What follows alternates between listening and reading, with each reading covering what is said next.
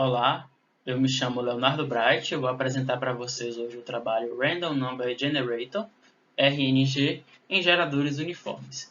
Esse é um trabalho apresentado à disciplina do professor Pavel Dodonov, na disciplina Estatística Aplicada à Biologia, e ele foi feito em uma colaboração de Gleide Dantas, Leonardo Bright, Marcela Nobre e Ildete Santos. Aqui a primeira imagem é uma imagem do jogo Darkest Dungeon e mostra uma das aplicações mais divertidas do Random Number Generator, que é a simulação da rolagem de dados em jogos eletrônicos. Então, muitos dos jogos que a gente joga tem um RNG embutido que gera esses números aleatórios e simulam dados. Para começar a nossa apresentação, então, o que é um evento aleatório? Um evento aleatório é uma questão filosófica muito profunda e talvez seja mais fácil explicar a partir do inverso, que seria um evento ordenado. Um evento ordenado é aquele evento em que você conhece as causas e simplesmente por conhecer as causas e conhecer como as causas interagem, você consegue predizer um efeito. Um evento aleatório é bem diferente disso, talvez até o inverso, que é, mesmo você conhecendo as causas, você não consegue predizer o efeito, ou você conhece o efeito, mas você não consegue ter acesso às causas, ou é um efeito sem causas. Então, quais seriam exemplos de eventos aleatórios? Será que jogar uma moeda é um evento aleatório? A maioria pode dizer que sim. Você joga uma moeda e você não consegue dizer se o próximo resultado vai ser cara ou coroa com 100% de certeza. Porém, se você consegue controlar todas as variáveis envolvidas, como já foi feito em alguns experimentos, você consegue predizer sim com um grau de certeza muito grande qual vai ser o próximo resultado da moeda, se cara ou coroa, ou seja, esse é um evento bem determinado. Então, como solucionar esse impasse? É porque existe aleatoriedade intrínseca e extrínseca. Ao jogar de uma moeda, nós, na verdade, temos um caso de aleatoriedade extrínseca. Não há aleatoriedade em si intrínseca à moeda, nem ao jogar da moeda. Há uma aleatoriedade que ela é derivada da relação de observador e observado. O observador ele não tem conhecimento de todas as variáveis, então ele não é capaz de dizer qual vai ser o próximo resultado da moeda, ou seja, é uma aleatoriedade extrínseca. Uma aleatoriedade enquanto a relação de observador e observado. E esse debate sobre aleatoriedade intrínseca e extrínseca levou à abstração do matemático Laplace, lá no século XVIII, chamada o demônio de Laplace. Essa abstração diz o seguinte: suponha que existe um ser todo-poderoso, todo inteligente, que conhece todas as variáveis do universo. Se ele conhece todas as variáveis do universo, o simples conceito de aleatoriedade cai por terra, porque ele consegue dizer tudo o que vai acontecer, porque ele já conhece todas as variáveis. Então, na verdade, não existe aleatoriedade intrínseca a nada, apenas extrínseca, limitada aos observadores e às suas limitações. Isso depois foi meio que refutado pela física quântica, que demonstrou e vem demonstrando que existem sim eventos aleatórios no universo. Em alguns casos bem especiais, existem sim eventos aleatórios. E o Einstein próprio, ele se incomodou um pouco com essas conclusões da física quântica e ele lançou uma provocação, né, diante disso, que é uma famosa máxima deles, que é Deus não joga dados. Então, o que é um número aleatório? Para fins práticos, um número aleatório é aquele que eu não sei de onde veio nem para onde vai. E para avaliarmos o seu nível de aleatoriedade, o número deve estar inserido em uma sequência. Melhor dizendo, uma sequência aleatória é aquela que não conseguimos estabelecer correlações facilmente entre os seus componentes. Por exemplo, o número 2. Ele é um número aleatório? Depende. Se você coloca ele nessa sequência daqui, você vê facilmente que essa é uma sequência de números pares, n mais 2, de 0 até 60. Então, ele não é aleatório. Não é uma sequência aleatória. Mas, se você vê ele nessa sequência daqui, você não consegue estabelecer uma boa relação entre os números, nem consegue predizer qual é o número que vem aqui depois do 22. Entendem? Então essa aqui, sim, é uma sequência aleatória, ou pelo menos suficientemente aleatória. Então, a uniformidade da sequência. As sequências de números aleatórios, elas são avaliadas pelo critério da uniformidade. Quanto mais uniforme, melhor para o gerador da sequência, né? Aqui, primeiro, nós temos uma sequência manual, produzida de maneira manual, com 30 números de 1 a 10. Então, você tem no eixo Y a quantidade de vezes, né, a recorrência de cada número. Por exemplo, o 2 apareceu 3 vezes na sequência. E a gente consegue ver uma clara tendência aqui de que os números pares têm uma tendência a aparecerem mais vezes do que os números ímpares. Então, essa é uma sequência não uniforme, porque ela tem uma tendência. Na sequência ao lado, a sequência B, ela foi rodada utilizando o comando runif do R. E aqui embaixo as especificações do comando. É uma sequência de 1000 números, variando entre 1 a 10. E aqui está também, da mesma maneira, a recorrência de cada número. Por exemplo, o 1 aconteceu um pouco mais de 80 vezes. E a gente vê que, embora haja um pequeno ruído aleatório, há uma uniformidade geral dessa sequência. Entendem? Os números apareceram mais ou menos a mesma quantidade de vezes. E a gente diz que essa é uma sequência uniforme.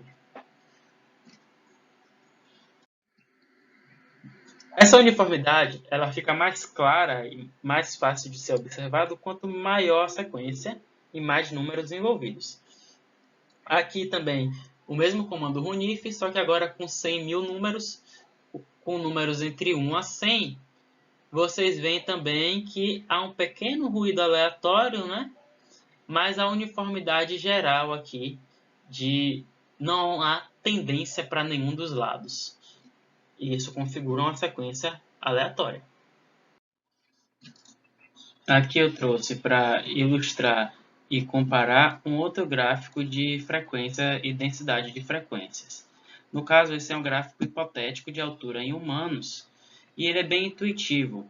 Ele mostra que se a gente pegar uma população, a maioria das pessoas, né, o maior número de pessoas, vão estar aqui próximos à média, que é de 1,75, e vai ser muito mais raro a gente encontrar pessoas com 1,95 ou 1,55, que está nas pontas. Esse é um gráfico que ele tem o padrão de distribuição normal, né? Esse formato de sino aqui. Ele conversa bastante com muito que a gente tem discutido na disciplina, com os nossos testes de hipótese, T-valor, P-valor. E eu trouxe ele bem para ilustrar a diferença entre esse gráfico, que ele tem uma tendência ao redor da média, e ele não é uniforme, justamente por ter uma tendência. Então, uma máquina, a gente discutiu o que é aleatoriedade, discutiu o que é a uniformidade das sequências aleatórias, viu um comandozinho de como é que gera sequências aleatórias em software, mas como é que uma máquina é capaz de gerar sequências aleatórias? Uma máquina, ela depende de ordens bem determinadas. Então, como isso? Na verdade, a máquina, pelo menos o R e os softwares que a gente tem acesso, eles não geram sequências verdadeiramente aleatórias. Eles geram sequências do que a gente chama pseudo-aleatórias. Essas máquinas elas seguem ordens pré-determinadas. Essas ordens são chamadas de algoritmos. Por exemplo, vá em frente, vire à direita, depois vire à terceira esquerda. Isso é um algoritmo. E você, para gerar um número aleatório, uma sequência aleatória em uma máquina, você faz uma interação entre uma semente aleatória, chamada de seed, com um algoritmo.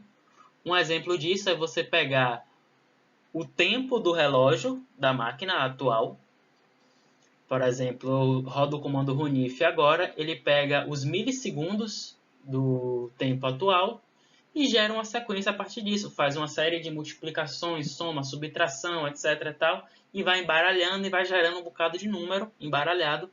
E a gente considera que esses números, se eles atendem a um certo nível de uniformidade de frequência, que eles são suficientemente aleatórios para os nossos fins.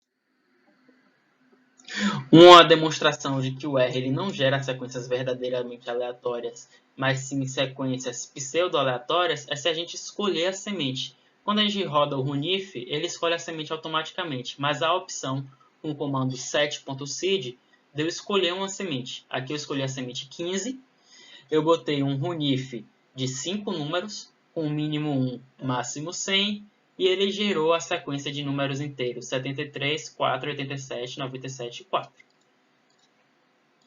Se eu rodar de novo o mesmo comando com a mesma semente, 15, ele gera a mesma sequência. Então mostra que essas sequências, na verdade, elas são bem pré-determinadas a partir de uma semente. Né? E isso é importante também, a semente, para que você possa reproduzir os seus dados. Algumas aplicações sobre sequências de números aleatórios. As sequências aleatórias são importantes para a realização de testes em softwares. Então, quando alguém está produzindo um software, normalmente ele vai dar um input de dados aleatórios para testar os possíveis bugs daquela aplicação. Uma outra aplicação da geração de números aleatórios é a criptografia de dados. Então, no Zap mesmo, a gente tem chaves aleatórias. Cada um de nós é provido de uma chave privada selecionada aleatoriamente. E isso protege os nossos dados. Recreação, como na primeira imagem do trabalho, né? Testes científicos e estatísticos de amostras. Às vezes você tem uma população muito grande para ser estudada e aí você pega uma parte dessa população aleatoriamente para representar toda uma população. Um exemplo disso são as estatísticas sobre eleitorais, né? Por exemplo, você escolhe pessoas aleatoriamente e você compreende aquilo como representativo, né? Claro que dentro de uma margem de erro, aquilo como representativo de toda a população. Isso serve para várias aplicações científicas. Também serve aos modelos de simulação de variáveis ambientais. Terremotos, furacões, chuvas normalmente têm um comportamento com um certo nível de aleatoriedade. Então, se você faz uma modelagem de um prédio para ver se ele aguentaria uma tempestade, normalmente você faz um input de dados aleatório. E há uma série de aplicações, né? Aí só mais como curiosidade mesmo, para o nível da biologia mesmo e uso de softwares estatísticos dentro da biologia, os números e sequências pseudo-aleatórias não são bem suficientes, né? Para a maioria dos casos são suficientes, mas há algumas aplicações bem delicadas que precisam de números verdadeiramente aleatórios.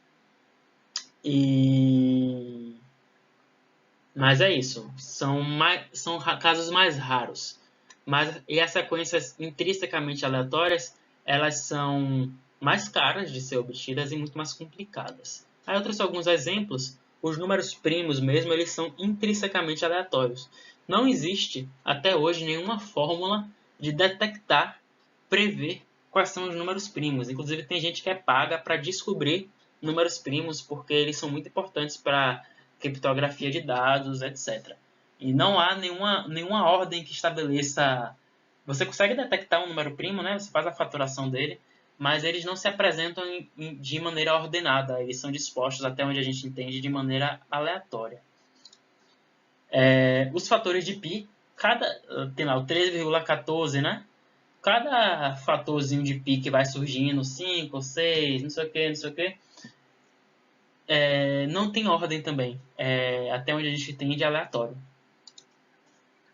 E algumas medições a nível quântico também não tem, são números que surgem das medições que são aleatórios, não tem nenhuma ordem.